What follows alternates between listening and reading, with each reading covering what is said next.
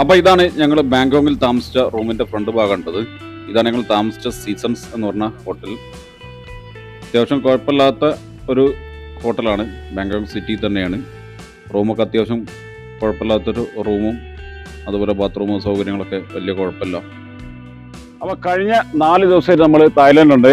2 ദിവസം ആദ്യത്തെ 2 ദിവസം പട്ടായയിലായിരുന്നു. പട്ടായയിലെ കാഴ്ചകൾ നമ്മൾ ഈ ചാനലിലൂടെ കാണിച്ചു തരും. അത് കഴിഞ്ഞ് ഇന്നലെയാണ് നമ്മൾ ബാങ്കോങ്ങിൽ എത്തിയത്. ബാങ്കോങ്ങിൽ ഇന്നലെ നമ്മൾ സഫാരി വേൾഡിലും മറൈൻ പാർക്കിലും പോയി അതിന്റെ കാഴ്ചകൾ അപ്ലോഡ് ചെയ്ത് കഴിഞ്ഞു. കാണാത്തവരുണ്ടെങ്കിൽ ആ കഴിഞ്ഞ വീഡിയോകൾ കണ്ടു കഴിഞ്ഞാൽ ഈ യാത്രയുടെ ഒരു കണ്ടിന്യൂറ്റി നമുക്ക് കിട്ടും. അപ്പൊ ഇന്ന് നമ്മൾ 4ാമത്തെ ദിവസം നമ്മൾ ബാങ്കോങ്ങിലെ പ്രധാനപ്പെട്ട 2 ബുദ്ധിസ്റ്റ് ടെമ്പിളുകളാണ് ഈ ഒരു വീഡിയോയിലുള്ളത്. അതിനുശേഷം നമ്മൾ ഇന്ന് രാത്രിയോടുകൂടി ഫുക്കറ്റിലേക്ക് ബൈ ഫ്ലൈറ്റ് പോകുന്നതാണ്. അപ്പോൾ ബാക്കി അടുത്ത 3 ദിവസങ്ങളിൽ ഫുക്കറ്റിലും ക്രാബിയിലുമുള്ള മനോഹരമായ ബീച്ചുകളുടെയും കാഴ്ചകളുടെയും വീഡിയോകളാണ് വരുന്നത്. അപ്പോൾ ചാനൽ ആദ്യമായിട്ട് കാണുന്നവരാണെങ്കിൽ ചാനൽ ഒന്ന് സബ്സ്ക്രൈബ് ചെയ്യുക. വീഡിയോ ഇഷ്ടപ്പെട്ടു കഴിഞ്ഞാൽ ലൈക്ക് ചെയ്യുക. അതുപോലെ നിങ്ങളുടെ അഭിപ്രായങ്ങൾ, വീഡിയോയെ സംബന്ധിച്ച അഭിപ്രായങ്ങൾ അറിയിക്കുക. അതുപോലെ നമ്മുടെ തായ്ലൻഡിലെ കാഴ്ചകളെ കുറിച്ചുള്ള പലരും നേരത്തെ വന്നവരുണ്ടാവും, അതിന്റെ കാഴ്ചകളോ അതിന്റെ അഭിപ്രായങ്ങളോ ഉണ്ടെങ്കിൽ അത് അറിയിക്കാം. അപ്പോൾ വീഡിയോ കാണാം. അപ്പോൾ ഞങ്ങളിത് റൂമിൽ നിന്ന് ചെക്കൗട്ട് ചെയ്ത് ഇറങ്ങി നേരെ പോകുന്നത് മാർബിൾ ടെമ്പിൾ കാണാനാണ് ആദ്യം പോകുന്നത്. അപ്പോൾ നമ്മുടെ കൂടെയുള്ള ഒരു ഗൈഡാണ് ഇട്ടത്, വയസ്സായൊരു സ്ത്രീയാണ്. അവിടെ ഈ പ്രായമുള്ള ആളുകളും ഇതുപോലെ ഗൈഡൊക്കെ ആയിട്ട് ഇപ്പോഴും ജോലി ചെയ്യുന്നുണ്ട്, മറ്റാരെയും ആശ്രയിക്കാതെ ജോലി ചെയ്യുന്നുണ്ട്. അവർ ഞങ്ങൾക്ക് കാര്യങ്ങൾ വിശദീകരിച്ച് തരികയാണ്. അപ്പോൾ തായ്ലൻഡിലെ തലസ്ഥാനമായ ബാങ്കോങ് നഗരത്തിലൂടെയാണ് ഇപ്പോൾ നമ്മൾ ഈ പോയിക്കൊണ്ടിരിക്കുന്നത്. ബാങ്കോങ്ങിലൂടെ നമ്മൾ വിട പറയും, രാത്രി ഫുക്കറ്റിലേക്ക് പോകും. അപ്പോൾ നമ്മളിപ്പോൾ പോകുന്ന മാർബിൾ ടെമ്പിൾ ഉള്ളത് ഇവിടെ ബാങ്കോങ്ങിലെ ദുസിറ്റ് ജില്ലയിലാണ്. അപ്പോൾ അങ്ങോട്ടാണ് ഈ പോകുന്നത്. നമ്മളിതാ മാർബിൾ ടെമ്പിളിലേക്ക് എത്തി. അപ്പോൾ ഇതാണ് ബാങ്കോങ്ങിലെ ഏറ്റവും പ്രശസ്തമായ മാർബിൾ ടെമ്പിൾ, വാറ്റ് വെഞ്ചമ ബോഫിറ്റ് ദുസിത് വനഗർ, അങ്ങനെ എന്തോ ഒരു പേരാണ്, വലിയൊരു ഇടങ്ങർ പിടിച്ച പേരാണ്. ഏറെ പ്രസിദ്ധമായ ഒരു ബുദ്ധിസ്റ്റ് ടെമ്പിളും അതുപോലെ ബാങ്കോങ്ങിലെ ഒരു ടൂറിസ്റ്റ് അട്രാക്ഷനും കൂടിയാണ് ഈ മാർബിൾ ടെമ്പിൾ. അപ്പോൾ ഞങ്ങളിതാ ഇനി അതിനകത്തേക്ക് കയറാൻ പോവുകയാണ്. ഈ സൈഡിലൂടെ പോയിട്ട് വേണം അകത്തേക്ക് കയറാൻ.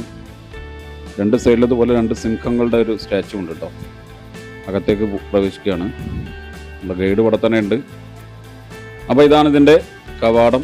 അകത്ത് വേറെയും സഞ്ചാരികളുണ്ടെന്ന് തോന്നുന്നു, കുറച്ച് ആളുകളുണ്ട്. അപ്പോൾ ഇതാണ് ഈ മാർബിൾ ടെമ്പിളിൻ്റെ അകത്തുള്ള ഗോൾഡൻ ബുദ്ധ സ്റ്റാച്ചു. വലിയൊരു സ്റ്റാച്ചു തന്നെയാണ് ഇതിനകത്തുള്ളത്. ഇവിടെ കുറേ പേര് പ്രാർത്ഥനയൊക്കെ ആയിട്ടുണ്ട്. നല്ലൊരു ഡിസൈനാണ് ഇതിനകത്ത് കൊടുത്തിട്ടുള്ളത്. ഒരു തായ്ലൻഡിൻ്റെ ഒരു തനത് വാസ്തുവിദ്യയിലാണിത് നിർമ്മിച്ചിട്ടുള്ളത്. ലാക്കറും ഗോൾഡും ചേർന്നുള്ള ബീമുകളും പില്ലറുകളൊക്കെ കൊടുത്തിട്ടുണ്ട്. ആളുകൾ വരുന്ന കുറേ ആളുകൾ പ്രാർത്ഥിക്കുന്നുണ്ട്. അതുപോലെ ടൂറിസ്റ്റുകളൊക്കെ ഫോട്ടോ കാര്യങ്ങളൊക്കെ എടുക്കുന്നുണ്ട്. ഇവിടെ അതാ അംജിത്ത് കുറച്ചു നേരം ധ്യാനത്തിലൊക്കെ ഇരുന്നു. അപ്പോൾ അത്യാവശ്യം ഒരു കുഴപ്പമില്ലാത്തൊരു സ്ട്രക്ചറാണ് ഇതിനകത്തുള്ളത്. ഇവിടെ സ്റ്റെപ്പിൽ ചവിട്ടി കയറരുത് എന്ന് പറഞ്ഞിട്ട് ബോർഡൊക്കെ വെച്ചിട്ടുണ്ട്. വേറെയും കുറേ ആളുകൾ വരുന്നുണ്ട്. വന്ന ആളുകളൊക്കെ ആദ്യം തന്നെ പ്രാർത്ഥനയൊക്കെ നടത്തുന്നുണ്ട്. ഇവിടെ സജീവമായ ഒരു ബുദ്ധിസ്റ്റ് ടെമ്പിൾ തന്നെയാണ് ഈ മാർബിൾ ടെമ്പിൾ. പുറത്ത് അതിൻ്റെ കിഴക്ക് ഭാഗം നല്ലൊരു വിശാലമായ മാർബിൾ കോർട്ട്യാർഡ് ഉണ്ട്. അതിൻ്റെ സൈഡിൽ ഇതുപോലെ കുറേ സ്റ്റാച്ചുകളുണ്ട്. നല്ലൊരു മൾട്ടി ലെയർ ആയിട്ടുള്ള റൂഫ് സ്ട്രക്ചറും വാസ്തുവിദ്യയാണ് ഇതിലുള്ളത്. അതിൻ്റെ സൈഡിൽ ഇതുപോലെ ഇങ്ങനെ ഒരു കനാലുണ്ട്. കനാലിന് പുറകെ ഇങ്ങനെ ചെറിയ പാലങ്ങളൊക്കെ ഇട്ടിട്ട് നല്ല രസമായിട്ടുണ്ട്. അതിൻ്റെ കോർട്ട്യാർഡ് അതുപോലെ ഗാർഡനൊക്കെ നല്ല ഫിനിഷ് ചെയ്തിട്ടുണ്ട്. ഇവിടെ കുറേ ബിൽഡിങ്ങുകളൊക്കെ ഉണ്ട്. ഇതൊക്കെ ഇവരുടെ പ്രാർത്ഥനയുമായി ബന്ധപ്പെട്ട ടെമ്പിളുമായി ബന്ധപ്പെട്ടുള്ള ബിൽഡിങ്ങുകളാണ്. ഇതെന്തോ ഒരു സാധനം, ഒരു പീരങ്കി പോലെ ഒരു സാധനം കാണണം കേട്ടോ. അപ്പോൾ ഇതാണ് മാർബിൾ ടെമ്പിളിൻ്റെ കാഴ്ചകൾ. അപ്പോൾ ഞങ്ങൾ മാർബിൾ ടെമ്പിളിൽ നിന്ന് ഇറങ്ങി നേരെ കാണുന്ന ബിൽഡിങ്ങാണ് പ്രധാനമന്ത്രിയുടെ ഓഫീസ് കേട്ടോ. തായ്ലൻഡ് പ്രധാനമന്ത്രിയുടെ ഫോട്ടോ ഒക്കെ അവിടെ ഉണ്ട്. ഒരു ലേഡിയാണ്. ഇതാണ് പ്രധാനമന്ത്രിയുടെ ഓഫീസ് എന്നാണ് ഗൈഡ് പറഞ്ഞത്. അപ്പോൾ ഇനി ബിഗ് ബുദ്ധ കാണാനുള്ള പോക്കാണ്. നല്ല മനോഹരമായ വൃത്തിയുള്ള നഗരം കേട്ടോ. ആ റൈറ്റ് സൈഡിൽ കാണുന്ന പച്ച ബിൽഡിങ്ങാണ് UN ഓഫീസ് കേട്ടോ. അപ്പോൾ ഇനി നേരെ ബിഗ് ബുദ്ധ കാണാൻ.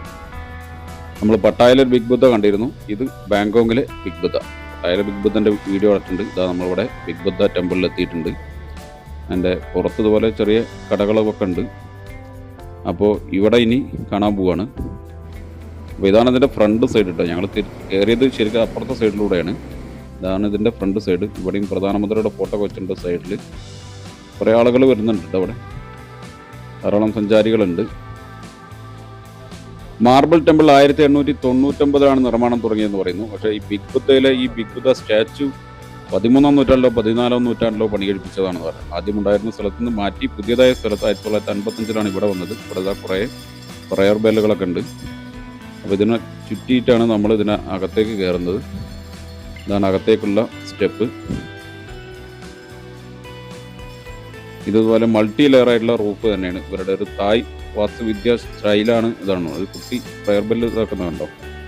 അപ്പോൾ ഇതാണ് ബിഗ് ബുദ്ധയിലെ സ്റ്റാച്ചു. 5.5 ടണ്ണ് സ്വർണം കൊണ്ടാണ് ഈ ഒരു ബുദ്ധ സ്റ്റാച്ചു നിർമ്മിച്ചിട്ടുള്ളതെന്നാണ് പറഞ്ഞത്. ഇവിടെ ബുദ്ധ സന്യാസിമാരൊക്കെ ഉണ്ട്. കുറേ പേര് വന്നിട്ടുണ്ട് കേട്ടോ, കുറേ ആളുകളൊക്കെ ഉണ്ട്. ഞങ്ങൾ ജസ്റ്റ് ഒന്ന് ചുറ്റിക്കറങ്ങി. ഇവിടെ വലിയൊരു പ്രയർ ബെല്ലും ഇവിടെ കാണുന്നുണ്ട്, പ്രയർ വീലും ഉണ്ട്. ഇതിവിടെ പുറത്ത് വേറൊരു സ്റ്റാച്ചു ഉള്ളത്. അപ്പോൾ അത് കണ്ട് ഞങ്ങളിത് ഇറങ്ങി നേരെ ഇനി ബാങ്കോക്ക് എയർപോർട്ടിലേക്ക്, DMK എയർപോർട്ടിലേക്കാണ് പോയിക്കൊണ്ടിരിക്കുന്നത്. ഇനി നമ്മളിതാ ബാങ്കോക്കിനോട് വിട പറയുകയാണ്. ഇനി നേരെ ഫുക്കറ്റിലേക്കാണ് യാത്ര. അപ്പോൾ നമ്മളിതാ ഇന്നത്തെ ബാങ്കോക്കിലെ കാഴ്ചകൾ കഴിഞ്ഞ് ഇപ്പോൾ നമ്മളിതാ ദോങ്മ്യോങ് DMK എയർപോർട്ടിലാണ്. ഈ എയർപോർട്ടിൽ തന്നെ നമ്മൾ ഒന്ന് ഇറങ്ങിയത്. അപ്പോൾ ഇനി നമ്മൾ നേരെ പോകുന്നത് ഫുക്കറ്റിലേക്കാണ്.